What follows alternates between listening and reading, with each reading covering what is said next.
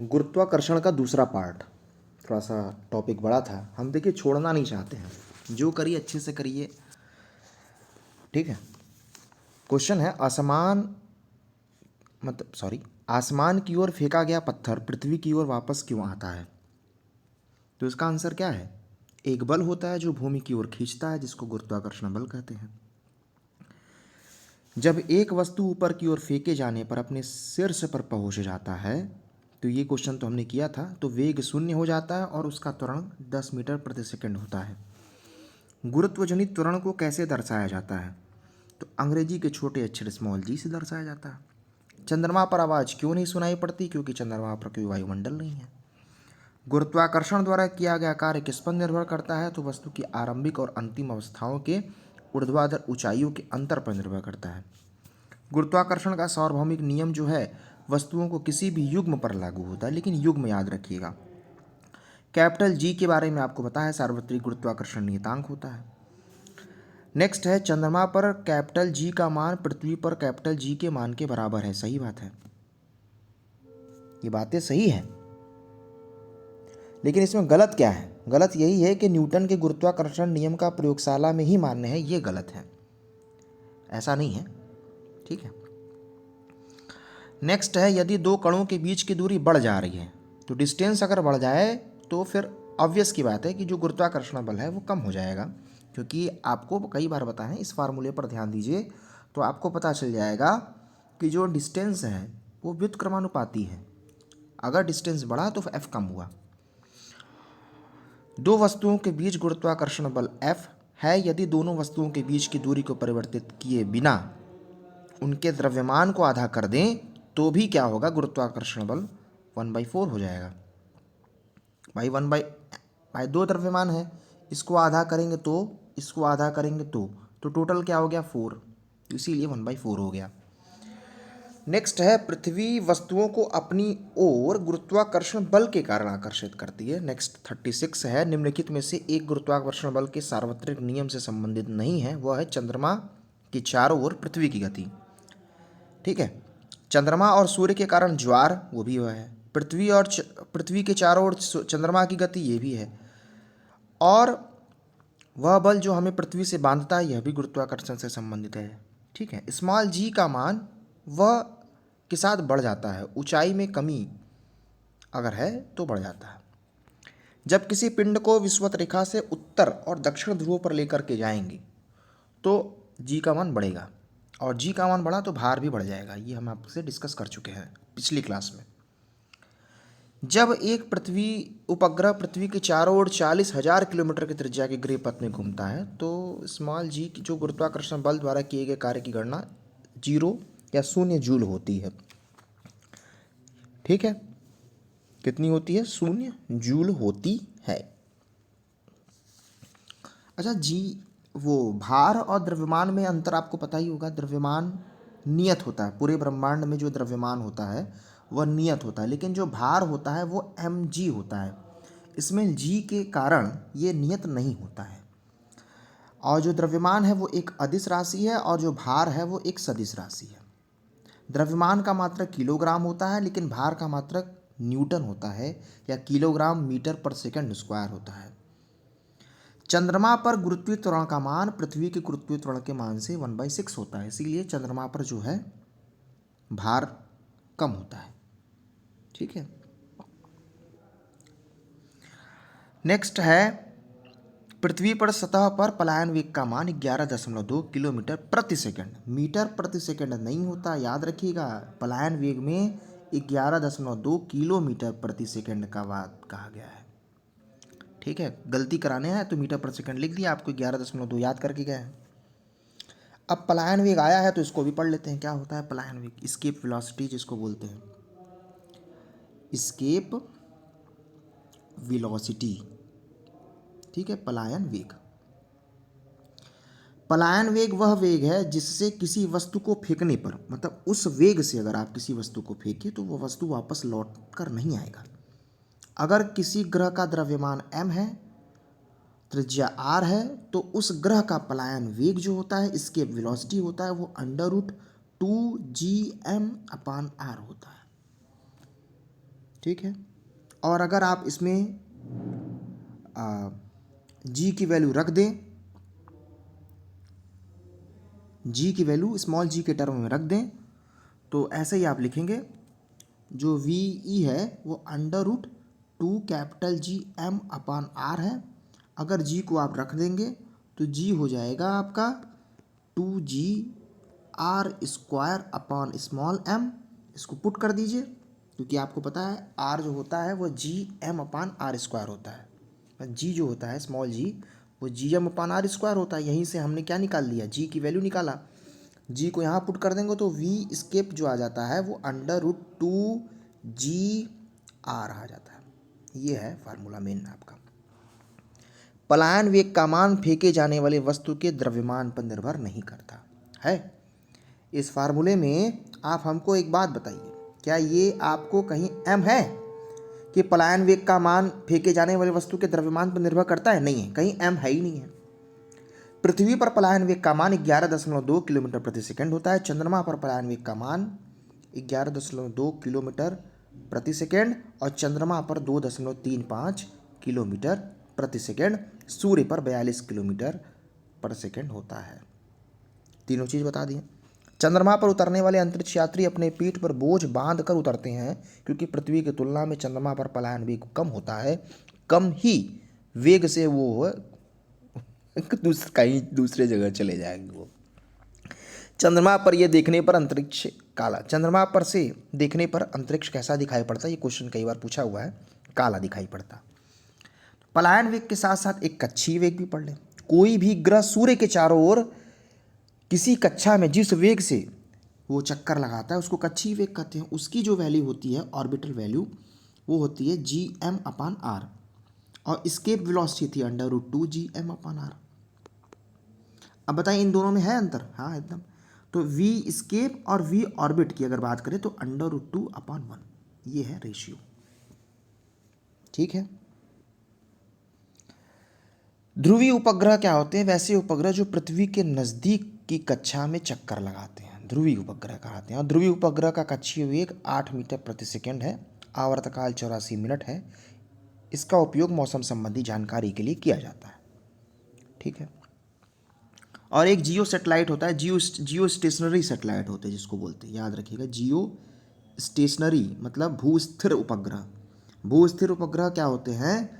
ऐसे उपग्रह जो पृथ्वी तल से लगभग 36,000 किलोमीटर ऊपर विषुवतीय तल में चक्कर लगाते हैं पश्चिम से पूर्व की ओर। इनका कक्षीय वेग 3.1 किलोमीटर प्रति सेकंड, आवर्तकाल 24 घंटा होता है। और ऐसे उपग्रह लगभग दूर संचार में प्रयोग किए जाते हैं। 24 घंटे में ये पृथ्वी के साथ घूम जाते हैं। ठीक है। नेक्स्ट हमने आपको बताया पृथ्वी की सतह पर पलायन वेग 11.2 है। ठीक है।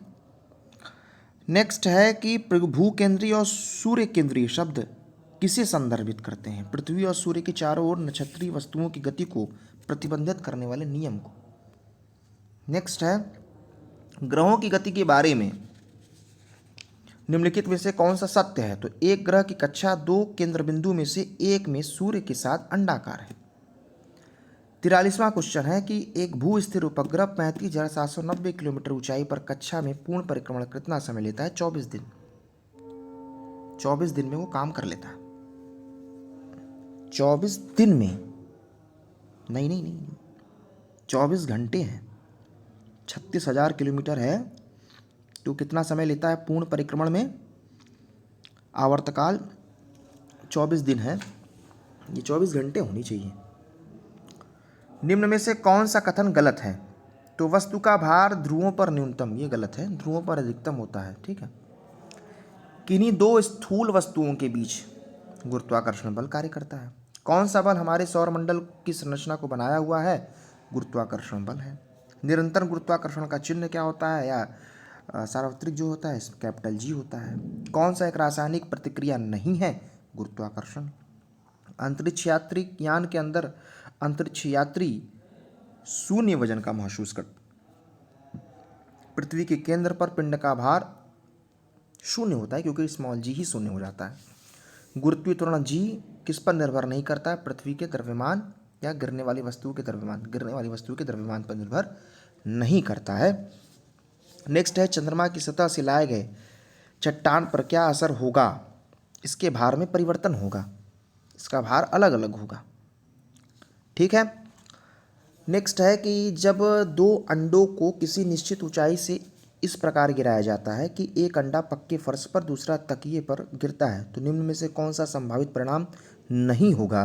दोनों अंडे टूट जाएंगे, ये नहीं होगा। किसी वस्तु का भार सर्वाधिक कहाँ पर होता है? तो ध्रुवों पर होता है। 5वां क्वेश्चन है कि जी का मान घटता है ऊंचाइयों पर, जहाँ ऊंचाई जाए चाहे गहराई जाइए, जी का मान हमेशा घटता है। 56 क्वेश्चन है, माउंट एवरेस्ट पर जी का मान इसमें से क्या सही है क्या गलत है, ये बताना है।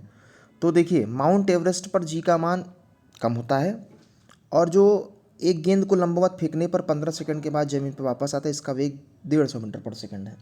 तो यही दो सही है, बाकी सब गलत है। जी का मान बढ़ता नहीं है, बी और डी। ठीक। नेक्स्ट है 57 क्वेश्चन है कि पृथ्वी की सतह से h गहराई पर पृथ्वी की सतह से h ऊंचाई पर गुरुत्वाकर्षण का अनुपात क्या होगा? तो गुरुत्वाकर्षण जो है वो कम होता है, रैखिक ढंग से बढ़ता है। h के साथ रैखिक ढंग से आर ई पृथ्वी की त्रिज्या क्या होगी?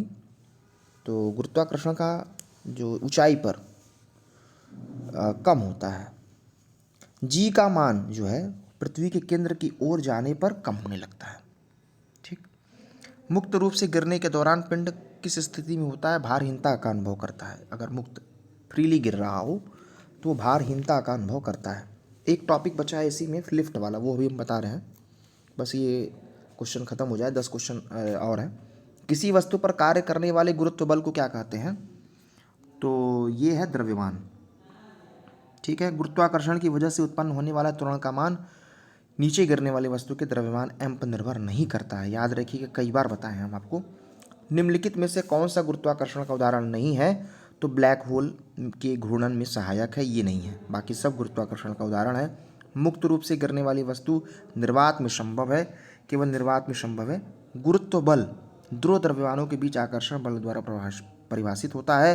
65वां क्वेश्चन है, पृथ्वी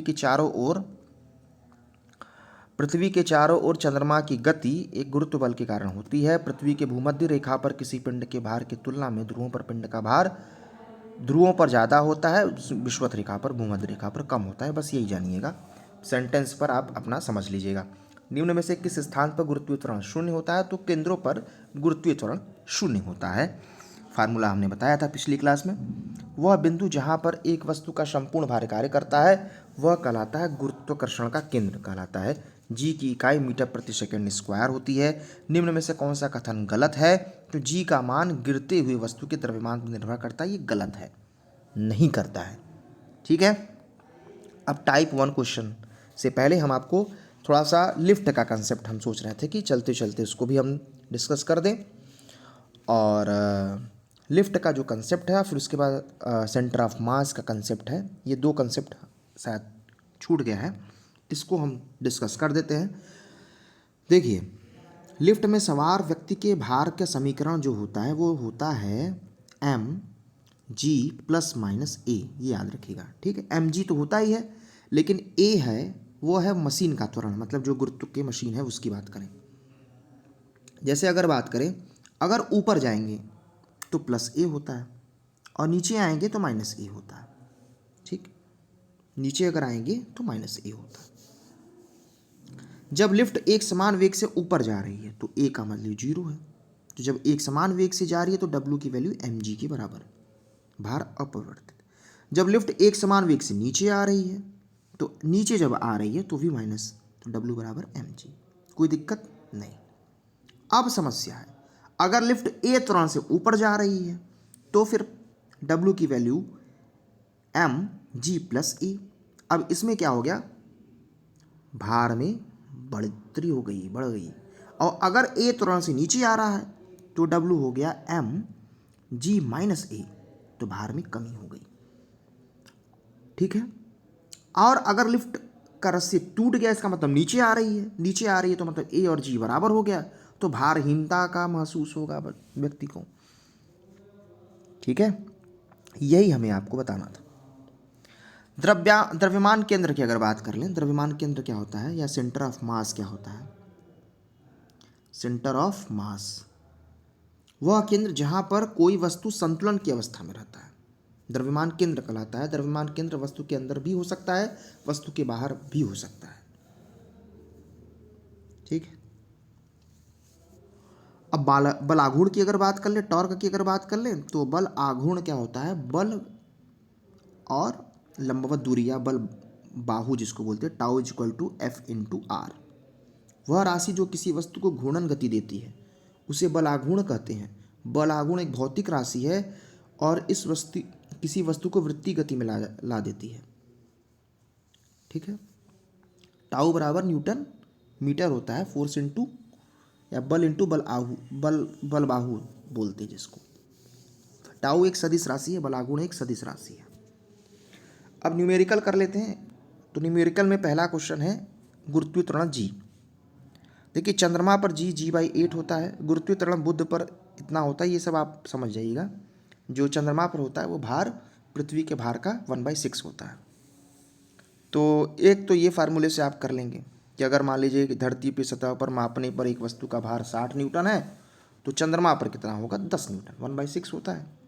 तो ये तो सिंपल सा क्वेश्चन हो गया। ठीक है। अब नेक्स्ट है टाइप 2।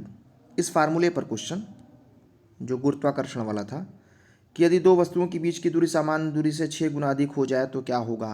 तो इस फार्मूले से आप निकाल सकते हैं। एक आपके जी से, जी स्मॉल जी बराबर capital G M upon R square पृथ्वी की सतह पर, एच ऊंचाई पर जाएंगे तो G M R plus R square, और अगर गहराई पर जा रहे हैं तो G dash equal to G1 minus D upon R. ठीक, इस फार्मूले से आप कर सकते हैं। तो ये 3 टाइप के क्वेश्चन थे जो कि हमने आपको डिस्कस किए। मिलते हैं नेक्स्ट वीडियो में और किसी टॉपिक के साथ। नमस्कार।